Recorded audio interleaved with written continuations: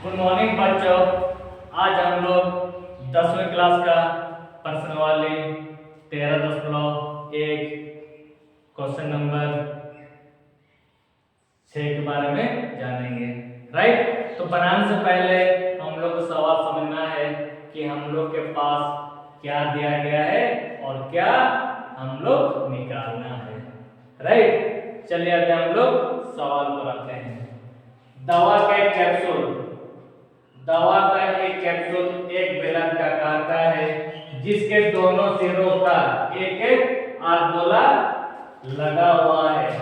पूरे कैप्सूल की लंबाई 14 mm का है और उसका व्यास 5 mm का है। तो इसका पृष्ठीय क्षेत्रफल क्या करना, ज्ञात करना। राइट, तो अब बताओ मेरे पास है क्या, मेरे पास एक दवा है। वो दवा जो देखने में कौन सा आकार का होगा, बेलना आकार का होगा। राइट, उस आकार का है जिसके दोनों सिरों पर क्या एक एक आरगोला लगा हुआ है। राइट, उस कैप्सूल की पूरी लंबाई कितना दिया गया, 14 mm दिया गया है और व्यास दिया गया 5 mm का दिया गया। राइट, जैसे मेरे पास एक कैप्सूल लेना है, उस कैप्सूल को देखने में बेलन आकार का होता है। राइट, इस प्रकार बेलन आकार का ले लेंगे और क्या लिखा हुआ है, दोनों सिरों पर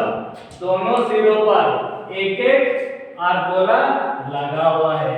तो दोनों सिरों पर एक एक आरगोला इस प्रकार लगा हुआ है और इधर भी लगा हुआ है। राइट, फिर क्या लिखा हुआ है, पूरे कैप्सूल की लंबाई कितना दिया गया, पूरे कैप्सूल की लंबाई दिया गया 14 mm दिया गया। फिर क्या लिखा हुआ है, उसका व्यास कितना दिया गया 5 mm है और इसका व्यास कितना दिया गया 5 mm है। बाबू याद करना, आरगोला का व्यास 5 mm का है तो बेलन का व्यास भी क्या होगा 5 mm का होगा और इस आरगोला का व्यास भी क्या होगा 5 mm होंगे।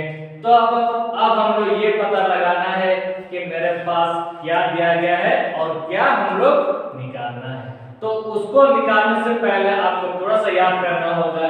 बाबू याद करना, बेलन का वक्र क्षेत्रफल का मान क्या होगा 2 पाई r s होंगे और आरगोला का क्षेत्रफल क्या होगा 2 पाई r स्क्वायर होंगे और आरगोला का वक्र पृष्ठ का मान क्या होगा 2 पाई r स्क्वायर।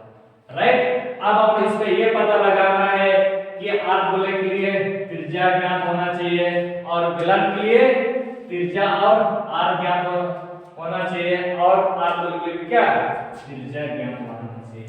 राइट, इसीलिए बाबू याद करना, इसका त्रिज्या जितना होगा तो इसका त्रिज्या भी क्या होगा उतना ही होंगे। तो इसीलिए पहले हम क्या निकालेंगे, त्रिज्या निकालेंगे और त्रिज्या अगर निकालेंगे तो आरगोले का त्रिज्या जितना होगा तो बेलन का त्रिज्या भी क्या होगा उतना ही होंगे और इस आरगोले का त्रिज्या भी क्या होंगे उतना ही होंगे। राइट, तो उसी प्रकार तो पहले हम क्या निकालेंगे, व्यास निकालेंगे। तो व्यास और पहले त्रिज्या निकालेंगे। बाबू याद करना, जब भी हम लोग बनाएंगे हमेशा दिया गया से बनाएंगे।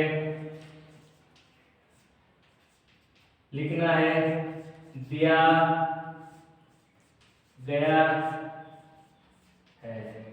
तो मेरे पास क्या दिया गया, व्यास दिया गया है, व्यास का मान b, तो व्यास का 20 लिखते हैं और 5 mm। बाबू याद करना, जैसे ये टोटल ना दिया गया है, व्यास दिया गया और व्यास किसके बराबर है, तो यहाँ से लेकर इसको क्या बोलते हैं त्रिज्या बोलते हैं और इसको क्या बोलते हैं त्रिज्या है।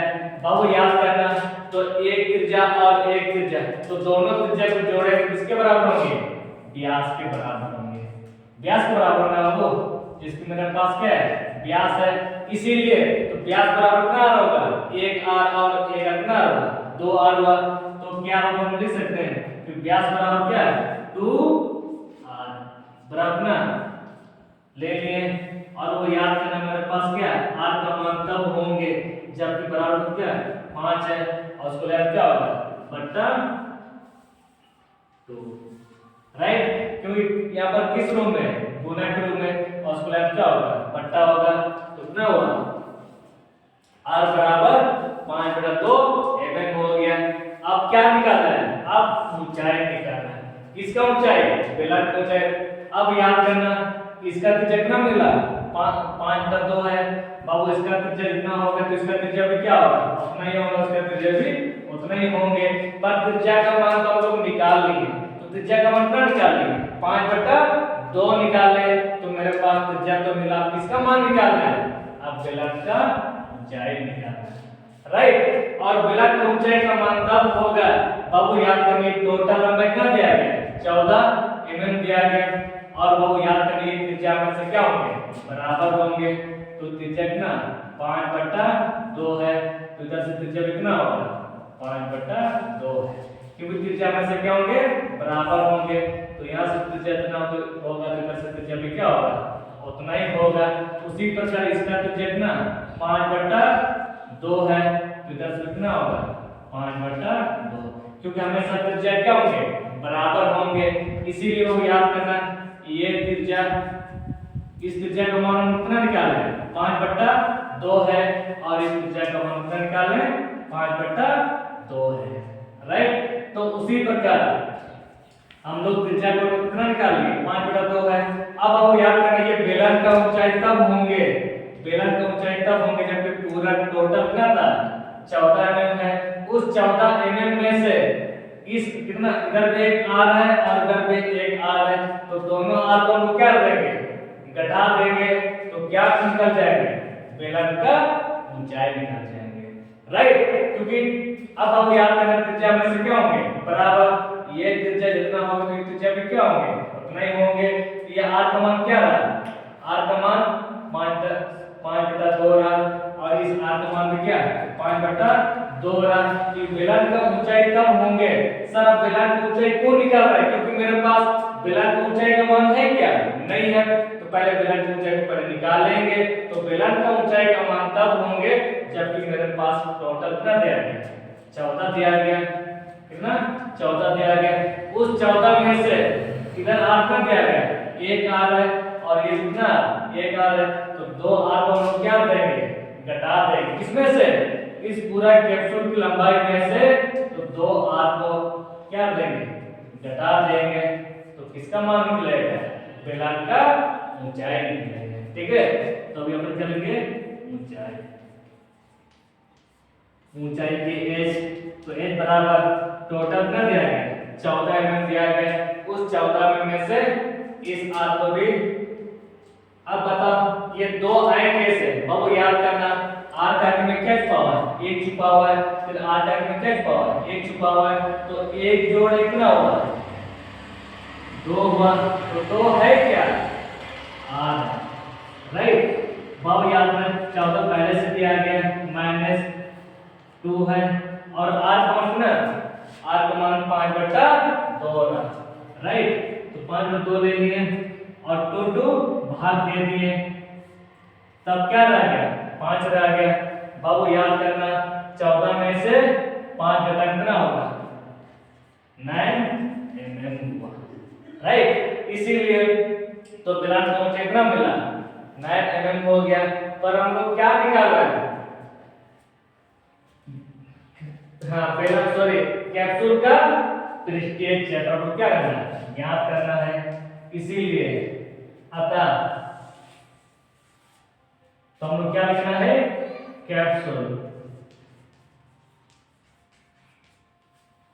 कैप्सूल का पृष्ठीय क्षेत्रफल। बाबू याद करना जैसे कि बेलन का क्षेत्रफल क्या होता है, बेलन का क्षेत्रफल अभी क्या बताया, बेलन का क्षेत्रफल क्या होता है 2 पाई r h, इसीलिए बेलन का क्षेत्रफल 2 पाई r h प्लस, और देखो याद करना ये आप दोगे और याद कितने होंगे 2 होंगे, बाबू याद करना इसी पूरा इस तरह मान लिए ये 2 पाई r एक 2 है और 2 पाई कितना 2 है एक 2 है, तो ये 2 पाई r के आगे में क्या होंगे 1 होंगे, और 2 पाई r के आगे में क्या होंगे एक होंगे। तो उसी प्रकार ये एक जोड़ एक ना हुआ, दो हुआ। अब तीनों को हम क्या करेंगे, जोड़ेंगे, क्योंकि तीनों एक जगह पे जुड़ा हुआ है, इसीलिए तीनों को हम क्या करेंगे, जोड़ेंगे। तो इसको तो पहले यहाँ पर हम लिख लिए हैं। अब यहाँ पर क्या रह गया, इसका आगे में क्या छुपा हुआ है, एक छुपा हुआ है, इसका आगे में क्या छुपा हुआ है, एक छुपा हुआ है। तो ये एक जोड़ एक ना हुआ, दो हुआ। क्या है, दो। तो दो है क्या, आपका 2 पाई आर स्क्वायर है, यानी कि 2 पाई आर स्क्वायर है। क्योंकि यहाँ से अगर यहाँ तक सेम सेम है, तो ये इसके आगे में क्या छुपा हुआ, एक, इसके आगे में एक, एक एक दो हुआ। तो दो है क्या, 2 पाई आर स्क्वायर है, यानी कि क्या आ गया, 2 पाई आर स्क्वायर है। अब आपको याद करना, अब दोनों में क्या करना चाहिए, कॉमन करना चाहिए। अब दोनों में कॉमन क्या निकलेंगे, बाबू देखना, ये दोनों में 2 भी है, पाई भी है और आर भी है, राइट। तो दोनों में हम क्या करेंगे, कॉमन, 2 कॉमन, फिर पाई भी क्या है, पाई पाई कॉमन, फिर आर भी हम कॉमन करते हैं। तो जब भी कॉमन करेंगे इस ब्रैकेट से बाहर निकल जाएंगे, तब अंदर में क्या रह गया, h रह गया। अब आपको याद करना, ये 2 को तो बाहर निकाल दिए गए, अब कौन सा 2 रह गया, ये वाला 2 अंदर में रह गया। ये पाई को कॉमन कर चुके हैं, आर में कितना था, 2 था, उस 2 में से एक 2 को कॉमन कर चुके हैं, तो अंदर में एक 2 रह गया। इस पर रख लिए। बाबू याद करना, मेरे पास 2 को ले लिए और यहाँ पर क्या छुपा है, इंटू छुपा है, और पाई का मान 22/7 है, इंटू है, और आर का मान कितना, 5/2 है। तो यहाँ पर लिखिए 5/2 है। फिर इंटू कीजिएगा, एच का मान कितना, 9 mm दिया गया, 9 प्लस 2 तो पहले से है, और आर का मान 5/2 है। बाबू याद करना, इस प्रकार बात कर सकते हैं, दे सकते हैं ना। अब बाबू याद करना, ये 2 कैंसिल आउट हो गया। अब क्या रह गया, 5 दूना 10, हाथ में 1 रहा, और 5 दूना 10, 10 और 1 ना हुआ 11/7 हो गया। और यहाँ पर क्या इंटू, फिर बाबू याद करने, यहाँ पर क्या छुपा हुआ है, तो यहाँ पर जोड़ है, तो 9 और 5 दोनों को जोड़ना होगा, 14 हो गया। अब क्या ऐसा हम बात कर सकते हैं, 7 एकम 7, 7 दूना 14। अब यहाँ पर क्या रह गया, गुना रह गया, तो 2 0 0 हो गया, 2 एकम 2 हो गया, और 2 एकम 2 हो गया, राइट। पर यह क्या, कैप्सूल का पृष्ठीय क्षेत्रफल हुआ, और क्षेत्रफल का यूनिट क्या होता है, स्क्वायर होंगे। पर ये किसमें दिया हुआ है, mm में दिया हुआ है, उसको किस पर रखेंगे, mm स्क्वायर, राइट। अगर इस प्रकार का आपको अगर वीडियो अगर अच्छा लगता है तो सब्सक्राइब कीजिएगा और लाइक कीजिएगा और अपने दोस्तों को शेयर कीजिएगा, राइट।